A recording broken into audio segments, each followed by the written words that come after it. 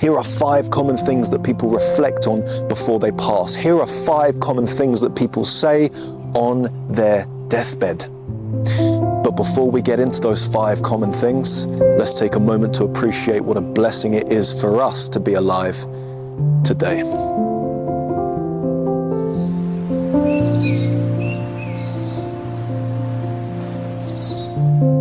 Here we are again. You know where I am. I'm in nature, my favorite place in the world, surrounded by all my beautiful friends. We got the insects all around doing a fantastic work. You guys don't stop working, do you? Take a day off. I am. We got the birds over there having fun. I got a fox somewhere down there rolling on his back. He's just having a party with himself. You go, fox, you have a party with yourself. I've got the badger down there who's eating too much Christmas cake, so he's taking the day off as well. He's just asleep today, but that's fine. You do what you need to do. We're going to talk about the 5 things that people say on their deathbed. We're going to talk about the 5 common things that people reflect on before they pass. Now, there's this woman called Bronnie Ware who was a nurse, and she spent most of her life caring for older people who were on their deathbeds. She ended up writing a book about this, and the book is called The Top 5 Regrets of the Dying, A Life Transformed by the Dearly Departing. And she wrote a list of the top 5 things that the people she cared for said as they were dying. The first thing that's written in the book, the first thing that the old people reflect on is this: I wish I had the courage to live a life true to myself and not for others. How true is this? We go through our lives trying to impress others. We go through lives wanting others to see us in a positive light. We want other people to say nice things about us, because when they don't, it breaks our hearts, right? Been there? I certainly have. But it's very interesting how on the deathbed of these people, they reflect and they say, do you know what? Sod other people. I wish that I had lived for myself, not in a selfish way, not in an egotistical way, not in a my life is more important than others way, but I wish I was more true to myself. I wish I was more open and honest with others. I wish I lived a life that was more authentic. Authenticity is so important because no one else in this world is like you. No one else in this world looks like you. No one else in this world sounds exactly like you. You are your own person. You are wonderfully created. You are wonderfully unique. You are an individual. It's not like there's another 10,000 people running around who are exactly like you. No, there's 8 billion people on this planet, and not one of them is like you. Did you know that? Well, you certainly do now. So you need to embrace your individuality. You need to embrace yourself and accept yourself for who you are and live your life true to yourself. Stop trying to impress others all the time. Stop trying to get others to think that you're the most important person in the world. Stop trying to make others like you all the time. Just be yourself. Because what's beautiful about life is when you're yourself, you will attract people who like you for you, and you will repel people who don't like you, which is fine, by the way. I love the local fox. He's my friend. But there are some people who refer to him as vermin. It doesn't make sense to me, but hey, he's just being himself, and he's going to repel those people who don't like him, and he's going to attract the people who do, i.e. me. You need to be more like a fox. What's the second thing that people say on their deathbed, George? Tell me, talk to me. Okay, well, let's go for it. I'll put it up on the screen for you. They say, I wish I hadn't worked so hard. Wow, this one hits home. I wish I hadn't worked too hard. Now, hold on. I know what you're thinking. Yes, you have to work to make money, to have a roof over your head and food in your belly. Who doesn't like food in his belly? The badger doesn't, he's eating too much of it. However, you need to work, but you also need limits. We talk about work-life balance, right? But we need to rephrase that to a life-work balance. Life comes first, work comes second, always. It's not a work-life balance, it's a life work balance. Yes, we have to work. Yes, there are jobs that need doing. Yes, we need hard-working people who are willing to sacrifice their time to help us. If you're walking out in nature and you break your leg at 2 o'clock in the morning, what are you doing out in nature at 2 o'clock in the morning? Nobody knows. But you need to be able to call someone to come out and help you, right? We need hard-working, dedicated people. However, there's always a limit. There's always a line that you don't need to cross. You know if you're overworked. You know if you're overstressed. You know if you're doing too much for your mental, emotional, and physical health. Well, you need to slow down. You need to listen to that inner voice that tells you I'm working too much, because this is what people regret on their deathbed. They regret it. They don't lie there and think, I'm glad I worked myself to death. I'm glad I did all that overtime. I'm glad I stayed in the office rather than going back home to my loved ones and my family. No, they regret working too much. And they want to come out to nature more. They want to play more. They want to have fun. They want adventures. They want to do things. They want to spend more time with their friends and family. And yeah, adventures cost money, right? We have to work. But pay attention to what they said. They didn't say they regretted working. No one regrets working. They regret working too much.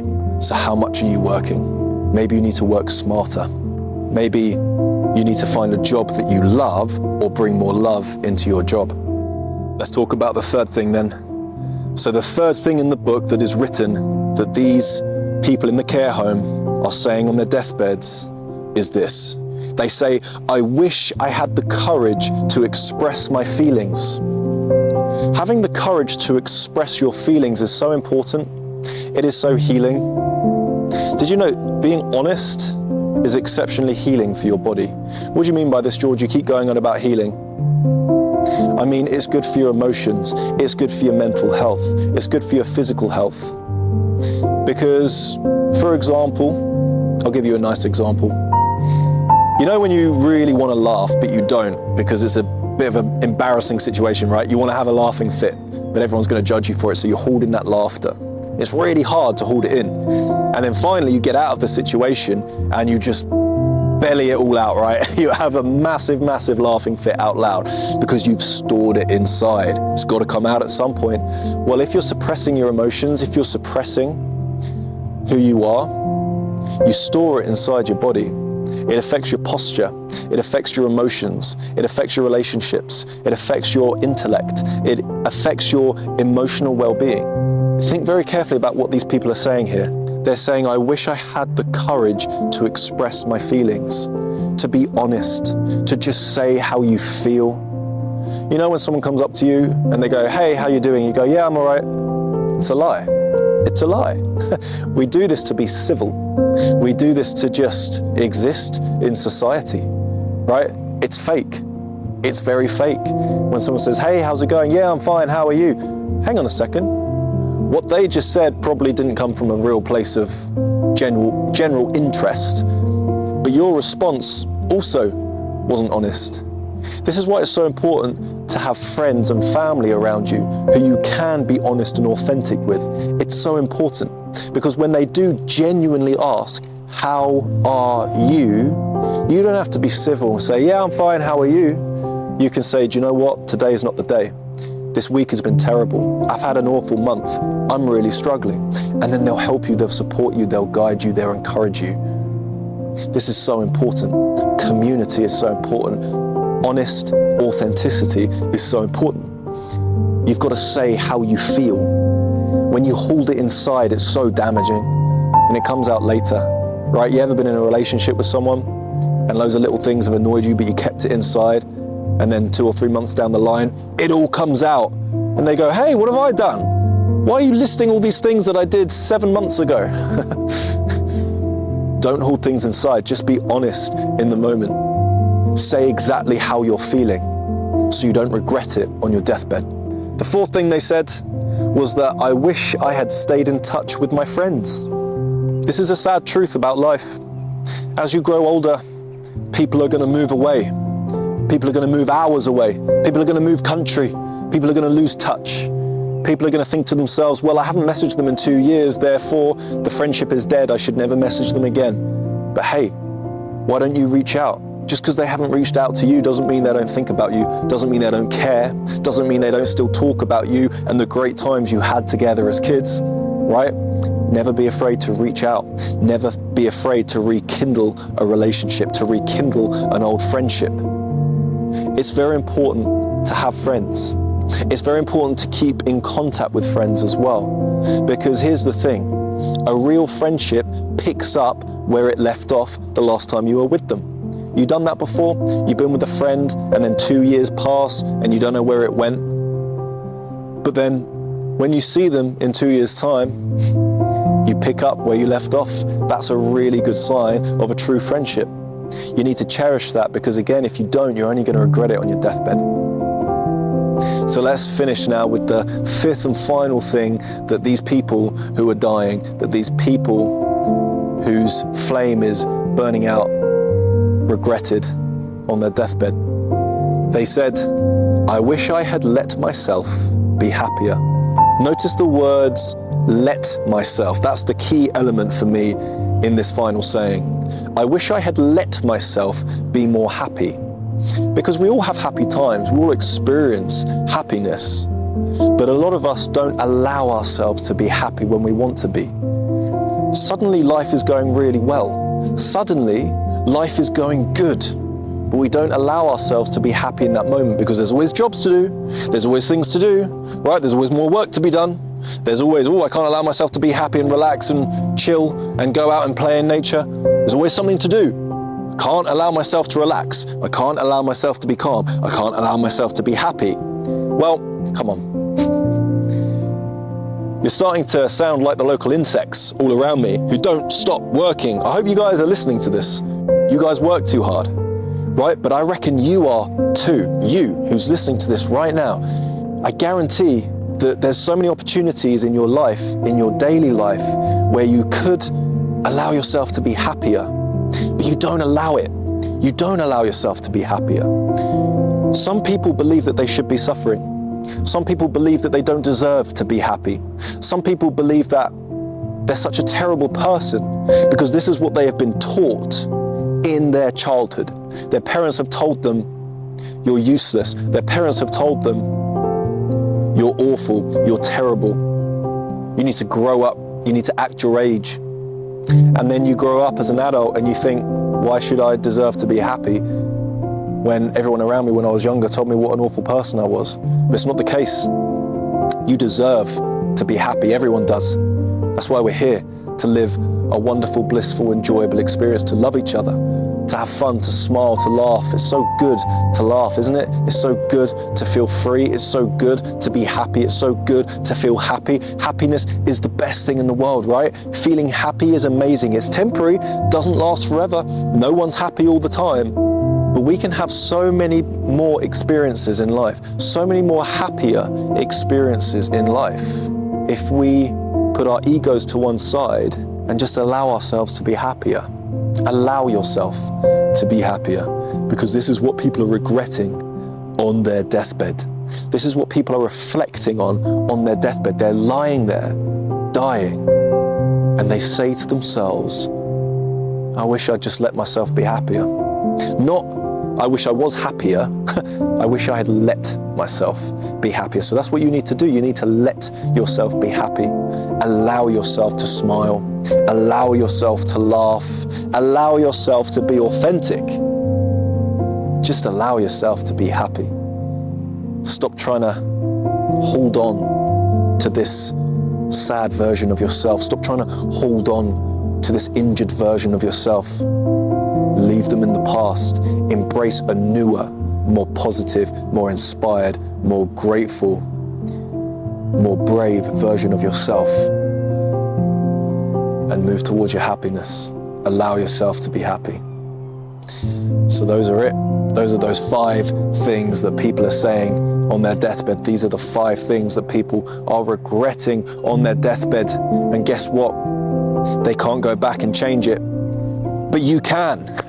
This is the great news of today's video. You can. All those regrets, They don't have to be your regrets. They can just be other people's regrets. And they've taught you something. You've learned from them. What a gift, what a beautiful way to honor these people. What a lovely way to honor these people who regretted these things. You don't have to. They have helped you. They've inspired you. They've allowed you to become a happier, more authentic version of yourself because of their lifetime regrets. The elders have the wisdom. And I know it's hard to accept sometimes, but trust me, those in their 80s, those in their 90s, those in their 100 years, they've done a lot more inner work and have a lot more experience with life than we do. So we need to listen to them. We need to listen to their regrets. Whatever they're regretting, chances are you're going to regret it too, because we are more alike than we are dissimilar as human beings, despite what people tell you all the time in the media and on the news. We are more alike than we are dissimilar. Therefore, on your deathbed, chances are you're going to regret the same things that they did. But it doesn't have to happen anymore, because you've got the hidden knowledge, you've got the hidden wisdom. You can do something about it, and I believe that you can, and I believe that you will. So stay strong, stay motivated, stay in a happy place, stay in a gratitude place. I know life is hard. I know life is hard. I know it's hard to make yourself happy. I know it's hard to be yourself. I know it's hard to be authentic. I know it's hard to stop working when working is the only reason why you have a roof over your head in the first place. I get it. I understand it. But listen carefully to the elders and make a positive step in the right direction of change, so that on your deathbed, instead of looking back with regret, you can look back with peace. Thank you for watching. Please like the video if you learned something today. It really helps out the channel. Leave a comment down below. If you have a question for me, write it down below. I'll answer it. If you want to message me on Instagram, message me a question, I'll answer it. Subscribe to the channel if you're new here. Something like, 83% or something of people who watch my videos aren't subscribed. What's going on? It's probably all the local bugs just watching me. Guys, you need to, find something else to do, like getting back to your work. Have a beautiful day. Learn from your elders and allow yourself to be happier. God bless.